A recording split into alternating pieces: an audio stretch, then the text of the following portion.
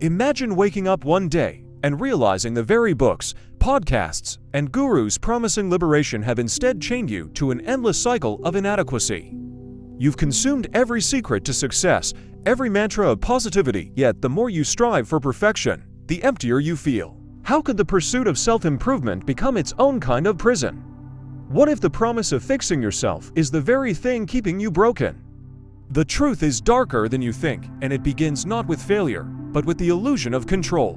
Beneath the glossy surface of self-help lies a paradox. The industry thrives on your suffering. Carl Jung warned of the shadow, the parts of ourselves we disown in pursuit of an idealized version of who we should be. Nietzsche called it slave morality, the tyranny of shoulds masquerading as empowerment. The more you're told you're not enough, the more you'll consume. And in a culture obsessed with optimization, even happiness becomes a metric to track. The self-help machine doesn't want you healed, it wants you hooked on the chase. This isn't just about wasted time, it's about a neurological hijacking. Every time you absorb another 10 steps to uncheckable confidence, your brain reinforces a subconscious belief: you are deficient.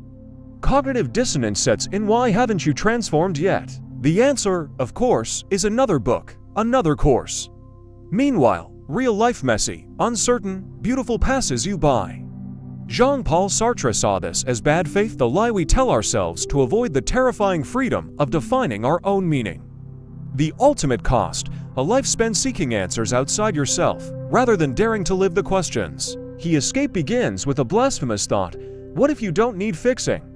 Viktor Frankl, survivor of Auschwitz, wrote that meaning isn't found in self-optimization, but in surrendering to something greater than yourself.